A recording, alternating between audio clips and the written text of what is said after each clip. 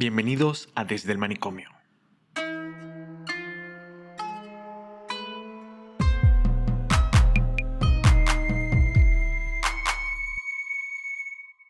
A mí me encantan los momentos en la vida en los cuales algo te enseña o te demuestra o te revela que durante mucho tiempo habías estado pensando mal las cosas y que para poder empezar a hacer las cosas bien, primero hay que dejar atrás todas esas cosas sin sentido, todas esas estupideces que estabas pensando antes. Para mí, pasar por esos momentos es algo que implica mucho valor y es como esas grandes recompensas que te da la vida cuando te está haciendo las cosas más horribles. Esa idea de que a través de las despedidas uno tiene los mejores comienzos es una idea que ha estado en mi cabeza dando vueltas las últimas semanas. Y creo que la razón por la cual esa idea está dando tantas vueltas en mi cabeza es porque justamente he estado pensando mucho en todo lo que implica volver a leer un libro.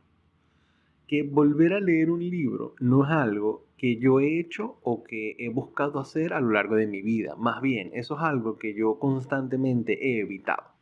Pero no he evitado porque no me gusta volver a leer un libro, sino porque a mí me gusta leer y aprender de cosas nuevas y distintas y ir avanzando o desarrollando un tema y poder leyendo autores novedosos o autores más complejos o autores que diverjan un poco de cómo van las cosas.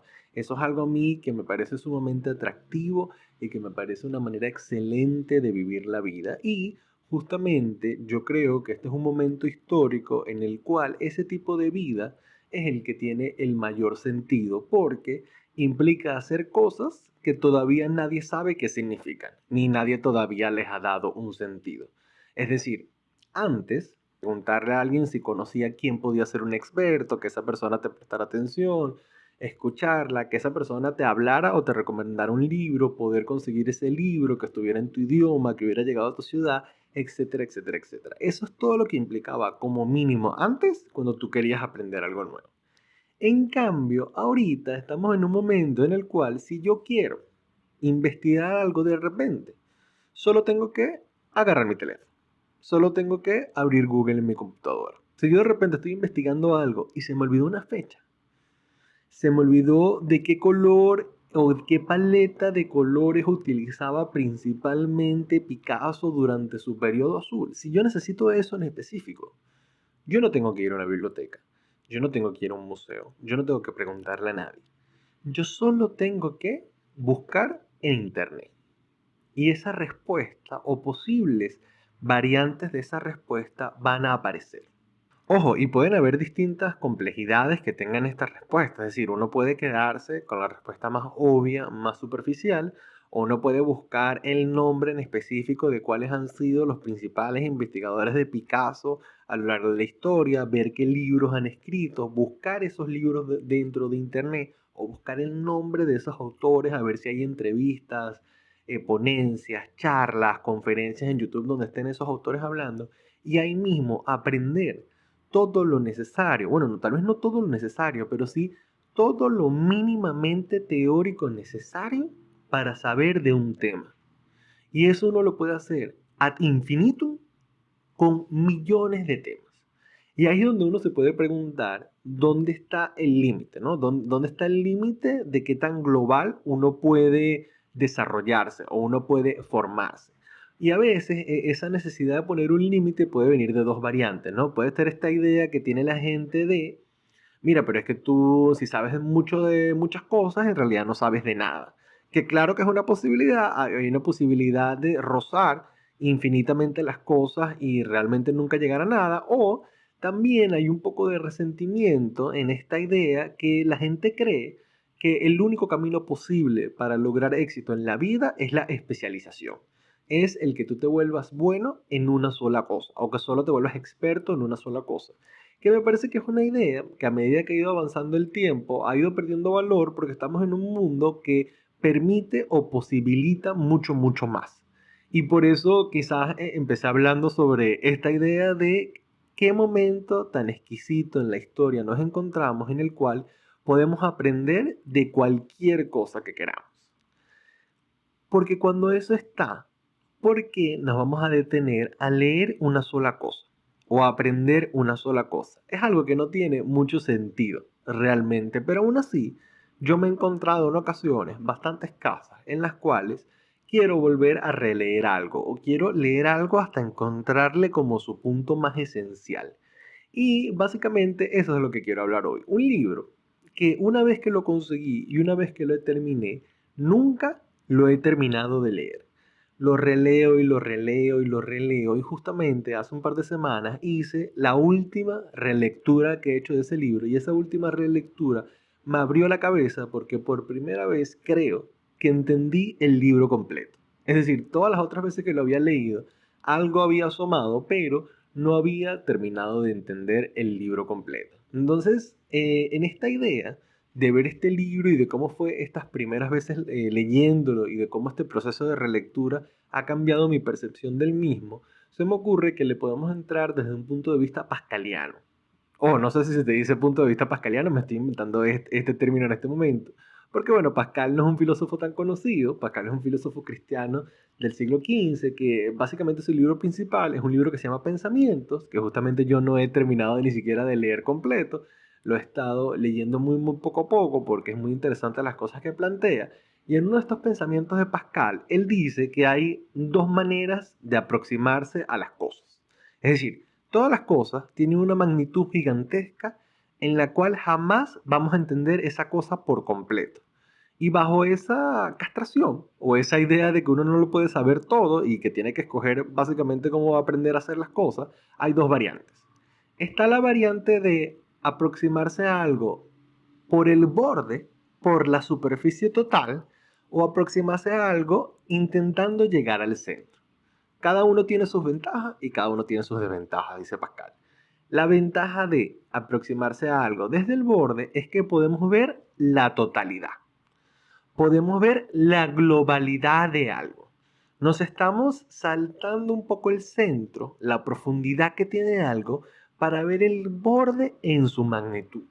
Y ese borde nos va a decir cosas y nos va a enseñar cosas sobre el fenómeno que estamos estudiando que son distintas a las que aprenderíamos si solo nos enfocáramos en ver en el medio, en el centro, en el meollo del asunto.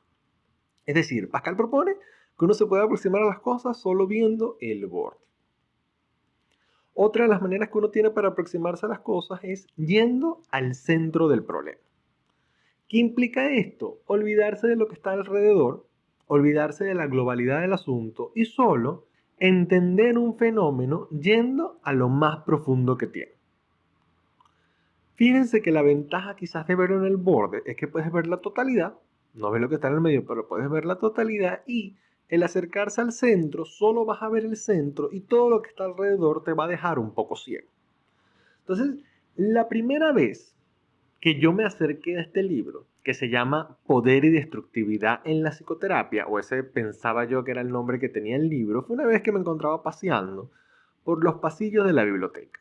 Yo estaba buscando un libro que se llama Psicología y Literatura de Irving Yalom, que bueno, es un psiquiatra de Stanford que a mí me gusta mucho, me gusta cómo escribe, y este libro ha sido una recopilación de distintos trabajos que había él hecho a lo largo de su vida. Y yo iba buscando ese libro y sin darme cuenta, al frente de ese libro había otro más chiquito que se llamaba Poder y Destructividad en la Psicoterapia, por un tipo que se llamaba, ¿a qué se llama? Bueno, llama, está muerto, pero para mí está vivo de todas las veces que lo he leído, que se llama Adolf Guggenbull Cray. Un librito de 160 y pico páginas. Yo lo volteo, dice que Adolf es estoy recordando, ¿no? La primera vez que lo leí, que Adolf es un psicoanalista, director del Instituto Jungiano de Zurich, que es el instituto jungiano principal, y ya por ahí me llamaba mucho la atención porque es muy difícil conseguir un buen libro de psicoanálisis que lo haya escrito alguien trascendental en el mundo del psicoanálisis que no sea un mamotreto que tenga más de 600, 800 páginas.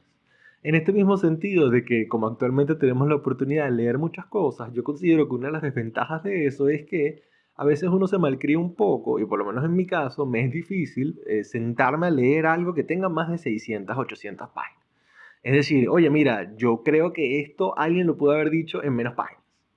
Estoy seguro que si me tomo las 600, 800 páginas que me tiene que tomar leer esto, voy a aprender algo mucho más valioso de lo que implicaría un resumen. Me ha pasado, he leído mamotrecos gigantescos que cuando los termino digo, wow, menos mal que esto fue larguísimo, porque esto fue un viaje en el cual uno tenía que adaptarse, aprender, ir poco a poco. Pero también uno aprecia mucho a la gente que sabe resumir, la gente que sabe exponer ideas en la menor cantidad de palabras posibles. Es decir, cuántas veces uno no ha salido de una película y uno dice, ver, esta película es buenísima, pudo haber tenido 27 minutos menos. Ese fenómeno que pasa en el arte del cine también es un fenómeno que pasa fácilmente en el arte de los libros. Hay libros buenísimos, buenísimos, que si uno pudiera quitarles 7 párrafos, un capítulo que tiene 8 párrafos, si uno pudiera quitarle de esos 8 párrafos 7 párrafos y por capítulo dejar un párrafo, esos libros serían perfectos. Serían ideales, serían el libro que en realidad tienen que ser. Pero a veces uno tiene toda esta necesidad de rellenar, de expandirse, de aclararse, que a veces puede ser necesario. Como les digo, hay cosas que toman tiempo de entender y mientras mayor sea la cantidad de páginas, eso da tiempo a que, bueno, el corazón se habitúe a lo que uno está leyendo, la mente se vaya adaptando a lo que esté pasando y uno vaya cambiando en la medida que el libro vaya avanzando. Eso es una necesidad sin dudarlo, pero qué sabroso conseguir un libro tan corto, tan interesante y con un título tan increíble. Porque eso sí quiero decir de la primera vez que yo me acerqué a este libro. El título, titulazo. Poder y destructividad en la psicoterapia. Fíjense que cuando yo conseguí este libro por casualidad, yo estaba a punto, ese era el año donde me iba a graduar de psicólogo. Y bueno, cuando uno está a punto de graduarse, dentro de esto de las despedidas y los primeros comienzos, uno se tiene que despedir de una idea desde que pensar que uno sabe. Es decir, fíjense que cuando uno está en primer año de algo o cuando uno está empezando algo, uno sabe que no sabe nada. Y en la medida en que uno va avanzando, uno piensa que sabe mucho. Bueno, en el momento en el que tú estás a punto de graduarte, te das cuenta de que no sabes absolutamente nada y que estás a punto de salir al mundo para empezar a aprender de verdad. Eso es algo necesario que tiene que pasar. Y en una profesión con tanta responsabilidad como es la de ser psicólogo, o tanta responsabilidad le da a la gente, el que este libro tuviera este título, para mí ya estaba contando un secreto a voces que nadie se atrevía a decir.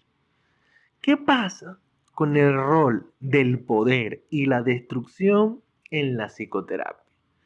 Independientemente de lo que dijera este libro, ya para mí el título había logrado reflexionar y que muchas cosas empezaran a cambiar dentro de mí con respecto a lo que significa ser psicólogo. Primer punto para esa belleza de ese libro de Adolf Guggenbuch Craig, que hay un detalle, que es un detalle que yo sabía, es decir, un detalle que tenía presente, pero que no hice verdaderamente consciente hasta las últimas, hace 2 semanas que lo leí. Esa primera vez que yo lo leí o que lo vi estaba en español y se llamaba Poder y Destructividad en la Psicoterapia. Bueno, ese es un libro muy difícil de conseguir, especialmente en español. Y mis próximas relecturas, todos los años siguientes, fueron en inglés. Y el título original de ese libro en inglés, que es el idioma original en el que está escrito, es Power in the Helping Professions. El poder en las relaciones de ayuda. Fíjense que ya de fondo, el título no es el mismo, pero ni de vaina. Es decir, el poder en las relaciones de ayuda es un título de un libro bastante interesante, bastante útil, que uno puede decir, ah, mira, qué fino, voy a leer esto.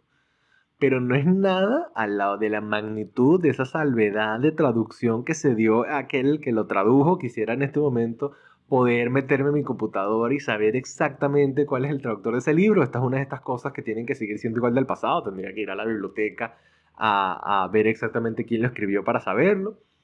Porque, qué titulazo. Ese título a mí me pareció tan increíble y siempre me ha parecido tan increíble que justamente una materia que yo construí sobre sexualidad, que trabajaba distintos temas como sadomasoquismo, como consentimiento, como religión y como el papel o el rol del poder en la sexualidad, en esa parte de la materia, en la parte del poder, yo utilizo el libro de Guggenbuch de Power in the Helping Professions porque me ayuda mucho a exponer ciertas imágenes reflexivas sobre la materia. Y la materia se llama Poder y Destructividad en la Sexualidad, que es mi manera de hacer honor o de hacer referencia a este libro tan bueno que ha influenciado tanto sobre mi vida. Y la razón por la cual también quiero hablar sobre este libro es porque me parece una de las joyas más grandes que tenemos en el mundo de la psicología. Para explorar a esto a lo que me refiero cuando hablo de ir al meollo del asunto, no quedarse en el borde o en lo superficial para entender un fenómeno que podría ser algo bien sencillo en el caso del poder, simplemente se ve la casuística de todas aquellas situaciones en las cuales en los altos deseos de poder que pueda tener un psicólogo, bueno, estamos en profesiones de ayuda, ¿no? Psicólogos, profesores, psiquiatras, trabajadores sociales, todas estas profesiones que se encargan de ayudar a los demás. Una cosa es hacer una causística y ver la generalidad de todo sin ver el meollo del asunto, pero otro elemento es ver el centro de lo que significa manejar el poder cuando uno está en una profesión que busca ayudar a la gente. Y por eso hoy quisiera resumir o filtrar lo que para mí ha sido entender este libro a lo largo de los años después de tantas lecturas y relecturas.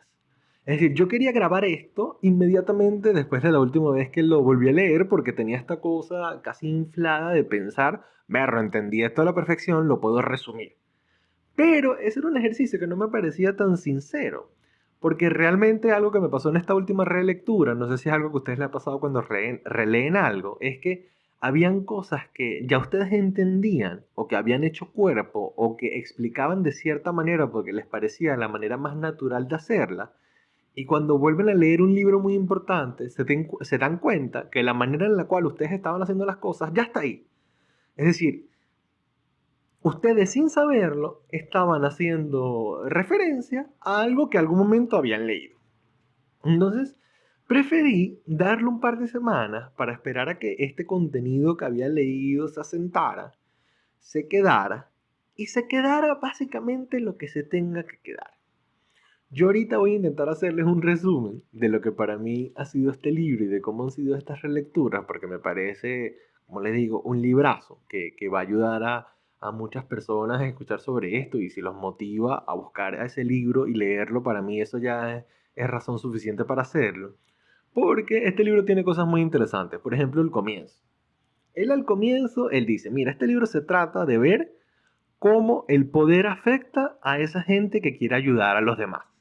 ¿Y por qué, dice Adolf, por qué yo estoy hablando de esto? Porque en mi experiencia, yo he trabajado con muchos trabajadores sociales, he trabajado con muchos colegas, psiquiatras, analistas y psicólogos, psicoterapeutas, y también, como doy clase, he trabajado con muchos profesores. Y algo he notado en común es que toda esa gente tiene un tema con el poder. Pero, dice Adolf, yo no estoy aquí intentando convencer a nadie. Yo no voy a poner estadísticas, yo no voy a poner casos, porque mi intención, él dice, a mí no me da la gana convencer a nadie en esta mierda, dice Adolf Buchenwald a sí mismo. Él dice, mi único interés es desarrollar una introspección reflexiva con respecto a los casos que se expongan en este libro para que uno entienda lo que significa ejercer el poder en estas situaciones. Que si se ponen a ver, es una manera de modular cómo están pasando las cosas. Es una manera de afectar cómo el lector va a leer el libro. Que el lector dice, ah, mira, este tipo a mí no me está intentando convencer de nada. Solo me está intentando reflexionar. Y se ponen a ver qué excelente manera de intentar convencer a alguien de algo. Haciendo que baje la guardia. Que diga, mira, a ti no te están intentando convencer. Como para que uno piense que no le están intentando decir algo. Porque a partir de eso, el autor empieza a desarrollar toda una serie de ideas que a mí me parecen muy interesantes con respecto a que él dice que la gran mayoría de las veces en las cuales se ha intentado ayudar mucho a la gente, eso ha estado alimentado de una gran destrucción y de una gran maldad. Y da ejemplos, por ejemplo, de la Revolución Francesa o de las Cruzadas. Es decir, eventos sociales cuyo objetivo era ayudar y liberar a las personas para que pudieran tener mejores vidas, se terminaron convirtiendo de las masacres más horrorosas que han pasado en la historia de la humanidad.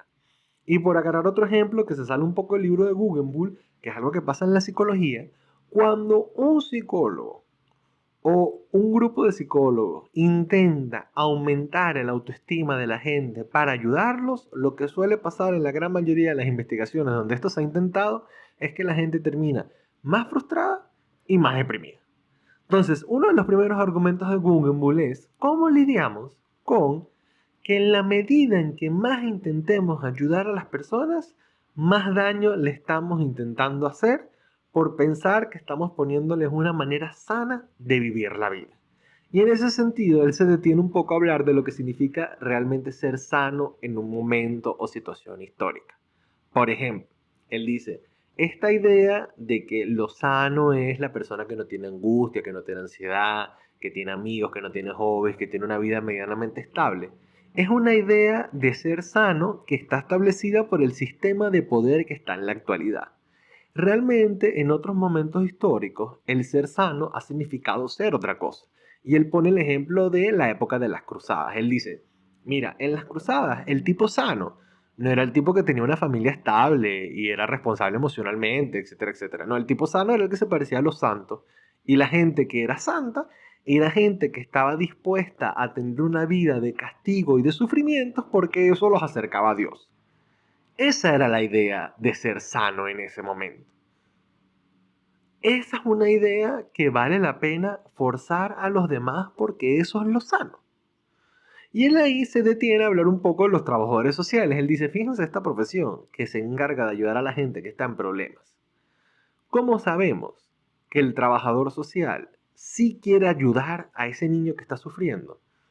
Y no lo que de verdad quiere es fregar o fastidiar a esos padres que él considera malos padres y que quiere quitarle al hijo porque ellos no se merecen tener ese hijo. ¿Qué tiene más poder sobre el trabajo de alguien? Se hace la pregunta Google. Porque él dice, yo he escuchado a más de un trabajador social decir, uy, es que quise haberle dado a esos padres su merecido para que entendieran lo mal que estaban haciendo. Y él dice, ¿y el niño que estaba ayudando dónde quedó? Tipo, ¿dónde está esto? Pero al mismo tiempo él se detiene, ojo, es un libro que al principio es muy pesimista y él se detiene a cada rato como para hacer estas aclaratorias diciendo, miren, yo no creo que la gente que está en profesiones que ayudan sean malas personas, para nada, sino mi problema es que mientras más buenas personas estén intentando ser o que mientras más gente estén intentando ayudar a la gente, más daño pueden terminar haciendo. Porque si se ponen a ver, y fíjense esta salvedad y este detalle tan brillante que pone de la nada, realmente una persona sana no dedica su vida a los problemas, a las enfermedades o a los conflictos. La gente que es sana, la gente que es verdaderamente sana, evita los problemas, evita los traumas, evita los conflictos. Entiende que una vida llena de traumas, conflictos y problemas ajenos es una vida que eventualmente se va al carajo, que es muy difícil de mantener, que es muy cansona, que es muy agotadora, que trae muchos problemas. Y que son gente capaz de lidiar con esas situaciones, pero cuando se lo pueden quitar de encima, se lo quitan de encima. Fíjense, la gente que quiere ser trabajador social, la gente que quiere ser psicólogo, la gente que quiere ser médico. Estamos hablando de gente que por decisión propia y voluntaria quiere que su vida se dedique constantemente a ver situaciones de maltrato y pobreza, en el caso del trabajador social. A gente que quiere dedicar su vida a escuchar relatos traumáticos, depresivos de personas que están al borde del suicidio y que constantemente tienen problemas, en el caso del psicólogo. Y en el caso del médico es querer estudiar a los enfermos, a los moribundos, a aquello que a todos nos da pavor, que nos da miedo, las enfermedades contagiosas. Eso que cuando nosotros vemos que alguien tiene una enfermedad y nosotros empezamos a sentir todos los síntomas como si también lo tuviéramos nosotros. Bueno, a eso se dedican los médicos. Fíjense qué interesante que la gente que se dedica a ayudar a aquellos que están enfermos escogen como vida una vida que no es necesariamente la vida más sana del mundo. Y eso es algo que independientemente si tú estás intentando convencer a alguien o no, sí hace un proceso de reflexión. Sí hace esta idea de detenerse a pensar, oye, mira, ¿por qué exactamente yo estoy haciendo esto? ¿Por qué yo quiero ayudar a los demás? Y lo que es más importante, que es la premisa del libro, ¿cómo evito que mi gran necesidad de ayudar al otro no le termine haciendo aún más daño? Porque por lo menos él se pone a hablar en el caso de los psicólogos un par de ejemplos, que dice, hay psicólogos que por querer ayudar demasiado al otro, se convierten en charlatanes. Charlatanes que se encargan es de convencer al otro que ellos siempre saben lo que está pasando. Que el otro está angustiado y le dicen, claro, estás angustiado porque eso es un típico caso de los problemas de la gente que tiene el diagnóstico que tú tienes. Se lanzan esa, ¿no? O la persona dice, mira, no sé qué me está pasando y el psicólogo actúa como si él sí supiera lo que está pasando siempre, no tiene ningún tipo de duda, lo acaba de conocer, pero de una está actuando como si lo conociera, como si él fuera un experto, como si la otra persona no tiene nada de qué dudar. Que eso es un problema de charlatanería cuando no es verdad.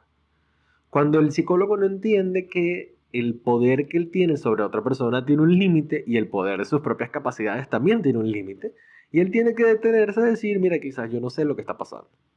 Ese detenerse a decir yo no sé lo que está pasando es el nacimiento de la verdadera ayuda al otro.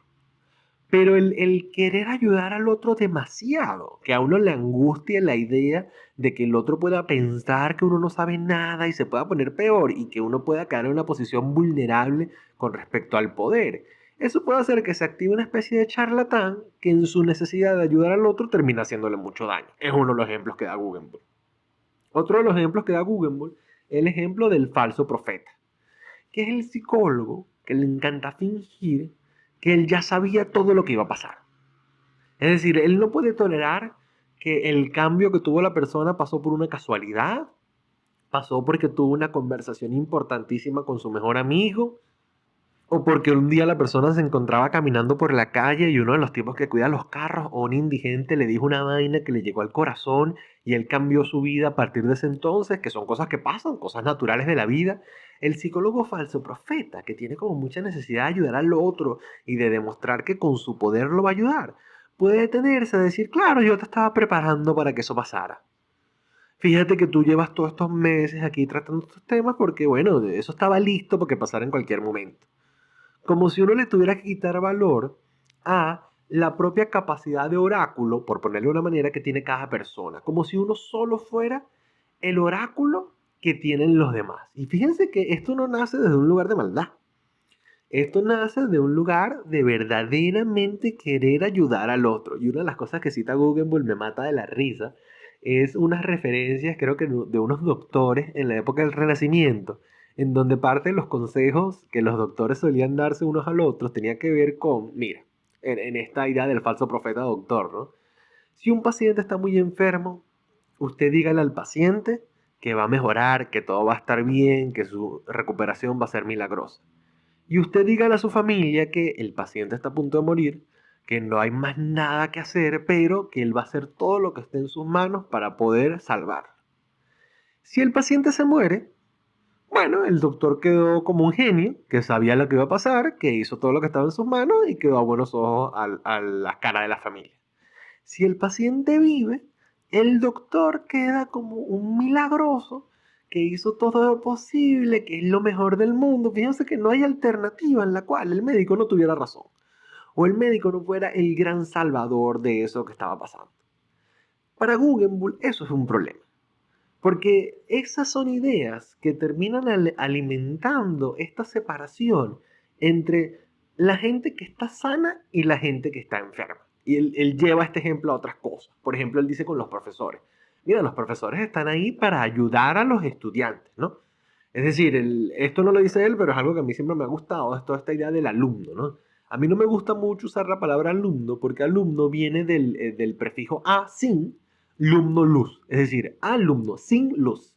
Entonces se supone que el profesor es el que va a iluminar las mentes de esta gente que vive en la oscuridad y que vive sin saber nada, que como bueno, quizás en algún momento eso sí era verdad.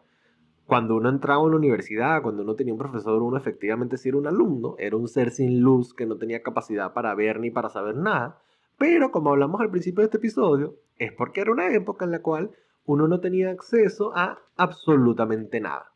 Uno no tenía acceso a ninguna posibilidad de aprender nuevas cosas y efectivamente uno sí estaba sin luz. Entonces él dice que cuando los profesores se ubican mucho en este lugar del poder, de que ellos son siempre los que tienen que saberlo todo, Eso hace que los estudiantes nunca aprendan porque el estudiante siempre está en la posición del ignorante y el profesor siempre está en la posición del que sabe. El estudiante siempre está en la posición del bruto, el profesor inteligente, el estudiante el desordenado, el profesor el del ordenado. Entonces nunca se puede hacer verdaderamente esa transición que permita que el estudiante, el alumno, el sin luz, empiece a tener luz. Porque para que el alumno empiece a tener luz con respecto a algo, significa que el profesor ya no va a ser el punto más brillante. Va a empezar a ser uno de los puntos oscuros. Y hay gente que no puede tolerar eso. Lo mismo con el psicólogo que tiene problemas de poder, ¿no? Es decir, para que el paciente sea el sano, quizás él ya no puede estar en la posición de ser el más sano él. Porque si él es sano y el otro es insano, ¿cómo se hace ese cambio? ¿Cómo se hace ese switch? Hace este mismo ejemplo con el médico, ¿no? El médico que siempre se pone en esta posición de superioridad como si él es el único sano y los pacientes son siempre los enfermos. Bueno, ¿cómo un paciente mejora? Cuando él toma control sobre su propia salud, cuando entiende que tiene que tener una vida sana y responsable con respecto a sus propios procesos. Un paciente nunca va a tener una vida sana si piensa que él es el enfermo y el único sano es el médico. Ese es un paciente que nunca va a mejorar porque nunca se va a activar el lado sano que vive adentro de él.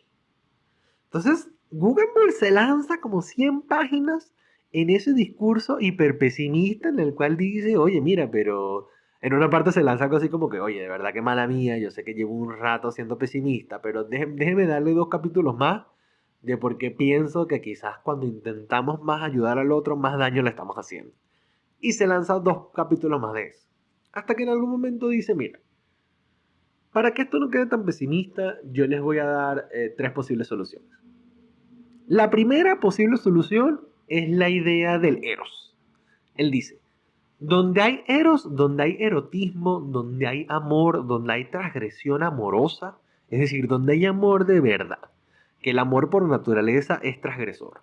Uno ama a gente que uno no sabe que tenía que amar, uno se enamora en el momento en el cual uno menos podía enamorarse, uno termina siendo amigos o vínculos con gente a la cual uno no espera, es decir, el amor es sorpresivo, te agarran la bajadita y cuando te agarró, te agarró. Si hay eros, si hay amor, ese es un lugar en el cual el poder no puede hacer tanto daño porque el amor te atraviesa. Cuando uno siente cariño de verdad y los problemas del otro empiezan a atravesar tus propios problemas, ahí hay menos posibilidad de hacerle daño al otro. Porque está esta idea de que básicamente los dos están juntos en el mismo proceso. Y no estoy hablando acá, ni él tampoco, de una cosa superficial en la cual uno se tiene que identificar con los problemas de los demás y decir, ay, es que no hay ningún tipo de diferencia entre yo y los demás, todos tenemos los mismos problemas, todos somos enfermos, etcétera, etcétera, etcétera. No se trata de eso. Se trata de que cuando el otro esté atravesando sus problemas, porque recuerden que estamos hablando de profesiones de ayuda, cuando el otro esté atravesando sus problemas y uno lo esté intentando ayudar, hay que recordar o hay que tener constantemente presente en el cuerpo todas aquellas veces en las cuales uno también tenía problemas de ese estilo y que de uno se activó para resolver ese problema. Es decir, un estudiante tiene problemas estudiando un tema confuso. ¿Cómo es uno cuando uno está en un tema confuso y cuando no sabe qué hacer? ¿Cómo uno reacciona? ¿Cómo uno activa el profesor que está dentro de uno que le enseña a uno mismo a hacer las cosas? O cuando uno es psicólogo o uno es médico y el otro te dice la enfermedad que está teniendo y los síntomas que está teniendo. ¿Cómo es uno cuando tiene esos síntomas? ¿Cómo es uno cuando tiene una enfermedad parecida? ¿Cómo uno se convence a sí mismo en los propios episodios depresivos que la vida vale la pena vivirla? No para decirle al otro, yo me digo esto a mí mismo y esto me funciona. No, no, no, para nada. Eso sería una salida fácil y superficial al problema. Sino es, ¿qué es necesario que uno tenga para que en esos momentos el curador interior se manifieste y uno no necesite que alguien de afuera le diga a uno, mira, tienes que mejorar porque esto es así? ¿Qué hace que esa voz interna se active? ¿Uno la tiene de verdad? o uno depende de los demás para que esa voz se active. Eso, dice Guggenheim, la posibilidad de mostrarse vulnerable internamente en esos procesos puede ser una de las posibles soluciones que hace que alguien no termine maltratando al otro queriendo ayudarlo. O que como mínimo evite, él no menciona esto directamente, pero en un ensayo de Jung, ahorita no recuerdo en qué ensayo, pero porque yo la mayoría de los ensayos de Jung los tengo en un solo archivo, que es un audiolibro gigantesco en inglés que tiene todos los ensayos juntos, y es algo bueno, voy escuchando, he escuchado un par de veces poco a poco, y me parece interesantísimo, y en uno de estos ensayos él comenta algo sobre el furor curandis. Que el furor curandis es cuando tú tienes tanta necesidad de ayudar al otro, que estás dispuesto a maltratarlo para ayudarlo. Es decir, tú vas al dentista y te duele una muela y no puedes abrir la boca para que el doctor te revise la muela porque te duele abrir la boca, pero al mismo tiempo te duele mucho la muela que tienes rota o que tienes una caries o qué sé yo. El furor curandis es si el dentista está dispuesto a romperte la mandíbula para que abras la boca para poder curarte la cosa esta. El furor curandis es algo que puede sufrir alguien que ama tanto a su hijo o que ama tanto a su pareja y la ve deprimida, que piensa que tiene que hacerle lo que sea para que mejore.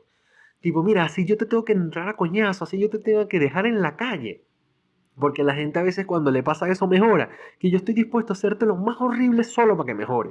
Y fíjense que el furor curandi es un estado casi delirante en el cual uno pierde la cabeza completamente por esta necesidad de ayudar al otro, que uno se da cuenta tarde de lo mucho que está lastimando al otro.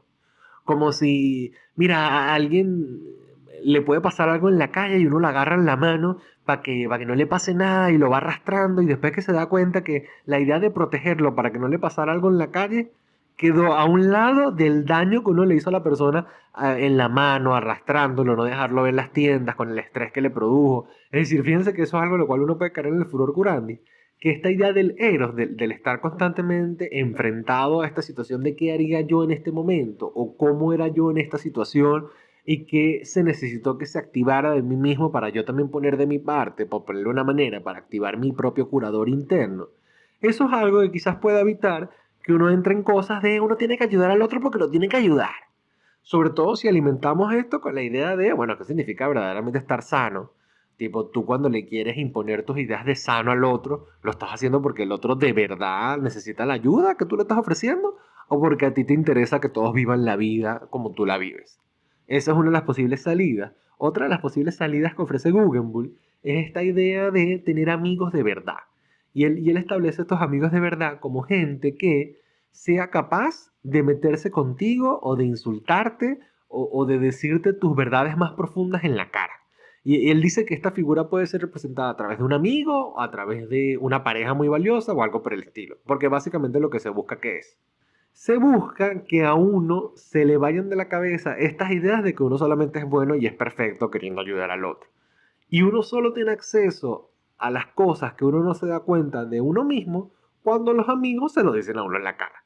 ¿Sabes? Cuando tus amigos se burlan de ti y te dicen, pero es que tú eres demasiado esto, que a uno no le gusta, que se siente un poquito mal, que uno se siente un poquito como que, no me gustó eso que me dijiste, o por lo menos uno va a una fiesta y no se comportó súper bien, ¿no? Tal vez uno pues, fue un poco odioso o fue un poco maleducado. Los amigos de verdad son esos amigos que van y te dicen, mira, se te fue de las manos en la fiesta. No me gustó lo que hiciste, porque tuviste que tratar a esta persona de tal manera. Él dice que tener esas personas en la vida que sean sinceras con uno y que lo confronten, son una de las maneras de uno mantenerse anclado a la realidad y no terminar haciéndole daño al otro pensando que le está haciendo bien. Porque él dice que uno de los grandes problemas que tiene esto, y es algo que refuerza mucho en el libro, es esta idea de que mientras más uno crea que lo está haciendo bien, es más probable que uno esté lastimando a los demás. Es decir, en el momento en el que uno esté segurísimo que uno está en el lado correcto de la historia, que uno la está haciendo todo perfecto, que uno es un ser maravilloso de luz que le está trayendo bondad al mundo, él dice, en ese momento, compadre, deténgase porque en este momento seguramente usted está haciendo un daño por otro lado al que ni se imagina, que mucho cuidado. Y ahí él hace este detour otra vez pesimista porque advierte que a veces los amigos, especialmente cuando estos amigos son colegas, sirven para taparle los errores a uno. Uno le tapa el error a los demás y los demás le tapan el error a uno. A veces uno puede tener amistades alcahuetas en ese sentido, ¿no? Es decir, uno no le dice al otro en lo que el otro se está equivocando y el otro tampoco se lo dice a uno y todos vivimos engañados de por vida. Y ahí Google hace una cosa que, mira, a mí me parece brillante, pero brillante porque le da sentido a esa grandiosa frase. Digo grandiosa, a mí esa frase no me parecía grandiosa hasta que leí este libro hace 2 semanas como por vez número 8, ¿no? Ni siquiera sé cuántas veces lo he leído. Esa frase que dice, ten cerca a tus amigos, pero ten más cerca a tus enemigos. Porque Google dice, si uno quiere saber de verdad qué es uno en los momentos en los cuales está menos pendiente y qué es ese lado de uno que se puede escapar para hacerle daño al otro, uno le tiene que prestar mucha, mucha atención a los enemigos. ¿Qué dicen los enemigos de uno? Cuando yo le caigo mal a alguien, ¿qué está diciendo esa persona de mí? Eso, dice Google, es una posibilidad que tenemos de acceder a los propios aspectos de nuestra psique que están en completa sombra. Aspectos de nosotros mismos que no queremos aceptar que tenemos, que no queremos tolerar que tenemos, que no son congruentes con las historias de vida que nos contamos a nosotros mismos de lo que nosotros somos. Es decir, yo soy trabajador social, yo vine acá porque yo quiero ayudar a la gente. Sí, ¿qué dicen tus enemigos de ti? ¿Qué dicen tus enemigos que es lo que verdaderamente estás queriendo ser? Ojo, y no estoy diciendo esto de enemigos como si uno tuviera que tener enemigos acérrimos así en un campo de batalla, sino también gente a la cual uno no le cae bien. Gente con la que uno no se lleva bien. ¿Qué dice esa gente de uno? No para creérselo, no para actuarlo, no para ponerse ese disfraz y decir, ay, claro que soy esto, de forma caricaturesca. No, no, no, no. Para detenerse y reflexionar, ¿cuándo a mí se me escapa esto? ¿Yo he sido esto con esta persona? ¿Cuál es mi tendencia haciendo este tipo de cosas? Y en ese proceso constante de revisión, en ese proceso constante de tensión, ahí es que verdaderamente se puede ayudar al otro. Porque el otro no es fácil de ayudar. Nunca ha sido fácil de ayudar. Y mientras el otro más ayuda necesite, más difícil la va a poner en esa ayuda. Y ante esa realidad tan confrontante, esa realidad que te pega en la cara a la cual no puedes escapar, tú no puedes plantearte a ti mismo como el ser de luz que solo va a traer bondad al mundo. Eso no es verdad. En ningún, en ninguna historia mitológica de ningún ser de luz, los seres de luz son solo seres de luz. Ni siquiera en las versiones más infantiles del catolicismo, en el cual Dios solo es bondadoso y amor, se parte del supuesto de que Dios también no fue el que hace castigos y ahoga un poco de gente y castiga a alguien porque le da la gana. Es decir, eso es parte de todas las mitologías. Siempre el ser de luz tiene algo que lo hace particularmente dañino. Fíjense, Eros, ¿no? Es este ángel que hace que la gente se enamore. Pero al mismo tiempo también tiene unas flechas que hace que la gente no se enamore. Y el enamorarse, ¿no? Siempre es bueno enamorarse. ¿Qué pasa cuando uno se enamora del que no se tiene que enamorar? O uno se enamora en el momento incorrecto. Eso viene solo de la bondad. Como si los seres de luz solo fueran seres de luz. Y esto quisiera alimentarlo con otro ejemplo que se me acaba de venir a la cabeza, que nunca había asociado con este tema y que en estos momentos me parece muy bueno.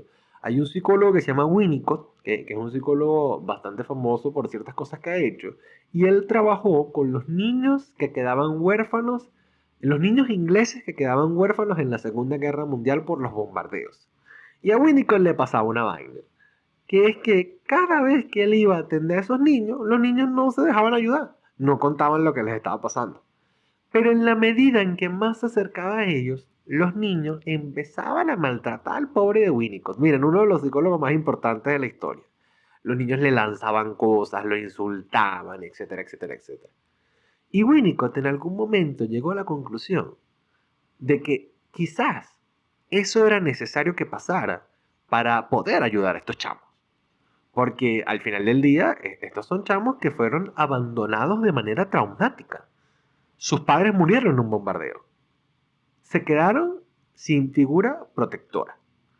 Y eso es tan angustiante que ¿cómo tú le vas a creer al primero que va a venir a ayudarte? La gente quiere hacerte cosas malas, uno sabe eso, uno no es tonto nunca, por más chiquito que sea. ¿Cómo yo confío en que este tipo no va a desaparecer en cualquier momento como desaparecieron mis papás en cualquier momento? ¿Cómo yo sé que si yo me muestro vulnerable ante este carajo, él simplemente no me va a abandonar y ya?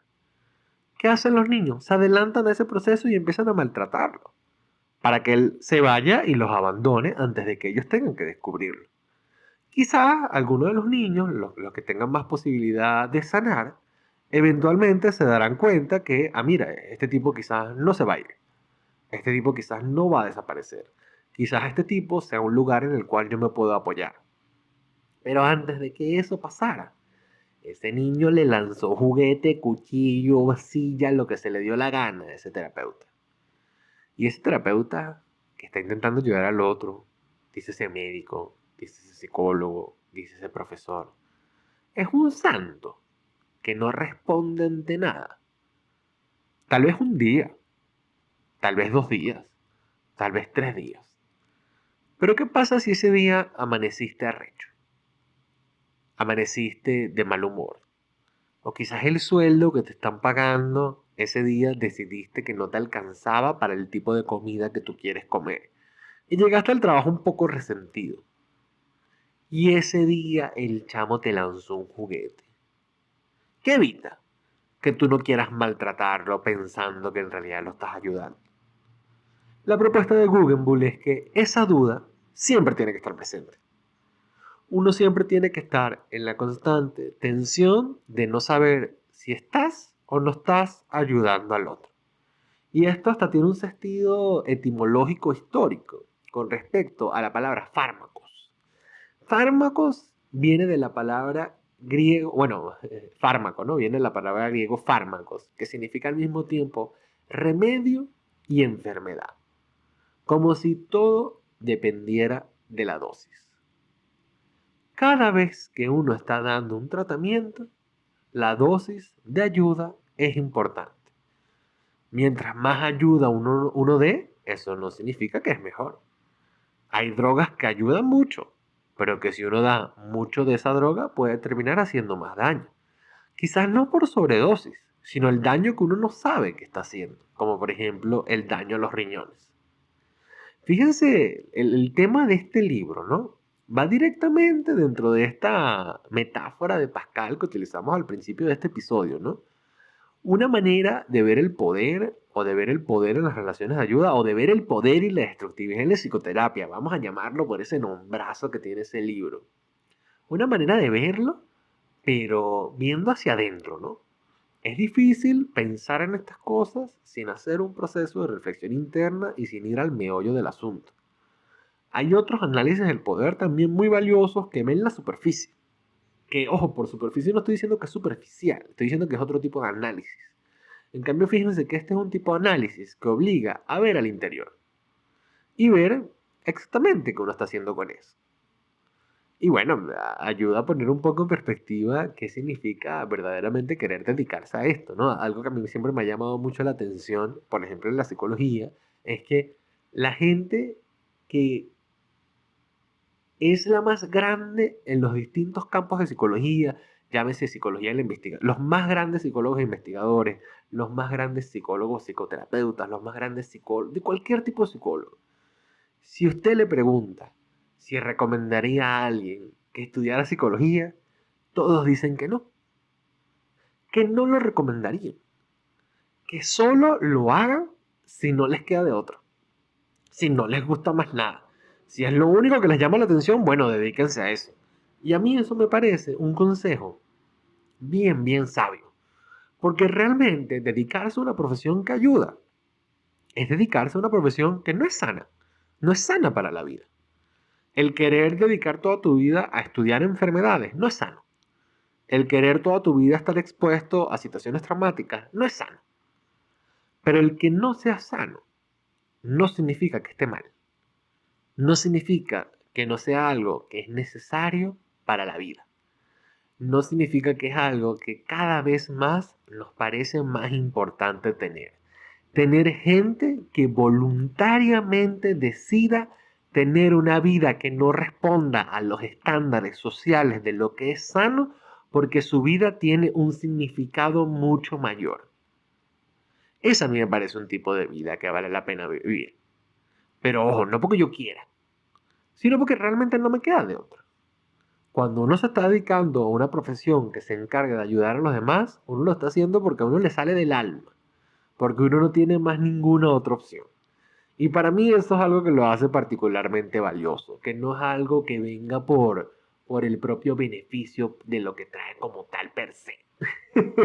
Me refiero, si una persona está buscando poder y lo está buscando a través de ser médico, a través de ser psicólogo, está buscándolo de una manera un poco tangencial. Si uno quiere poder, uno se dedica a la política. O si una persona está buscando hacer dinero y quiere hacerlo, bueno, si no hay trabajador social y profesor no tiene ningún tipo de sentido, ¿no? Pero si una persona está buscando hacer dinero y lo está intentando a través de ser médico o ser psicólogo, eso tampoco es algo que tenga mucho sentido. Es decir, si tú quieres hacer plata, estudia administración, métete a bienes raíces, haz cualquier otra cosa. Fíjense que son profesiones que naturalmente no ponen el lado más importante de la vida en los estándares sociales. Y dentro de esos estándares sociales también hay un estándar de lo que significa ser sano. Y qué llamativo y qué paradójico que la gente que se encarga de determinar lo que es sano y lo que no es sano en todos los ámbitos de la vida, es gente que tiene un estilo de vida que no respeta ese mismo sentido. Por ejemplo, ¿qué es para nosotros una vida espiritualmente sana? O con base a qué criterios nosotros sacamos lo que es una vida espiritualmente sana. Gente que lleva una vida espiritual que no es una vida sana dentro de los estándares comunes. Es decir, lo sano es tener una pareja, tener amigos cercanos, tener relaciones sexuales, tener una vida normal. Eso es lo sano. La gente que se dedica a lo espiritual tiene vidas alejadas de eso. Casi como si la única manera en la cual uno pudiera acceder a algo es haciendo lo contrario. Como con esta idea casi histórica de uno solo puede empezar a ver una vez que se queda ciego. O, como empezamos el capítulo de hoy, qué mejor manera de empezar algo que con una despedida. Entonces, con este primer episodio, yo quisiera empezar como con esta idea de despedirse, de releer tanto un libro, porque si le soy sincero, ya de tantas veces que he releído este libro, yo creo que es un momento de tomarme un break de este y empezar a releer quizás algunas otras referencias que han sido importantes en mi vida, tomando en cuenta de que, bueno, quizás ya poder y destructividad en la psicoterapia es algo que se tenga que dejar ir para que otras cosas puedan nacer.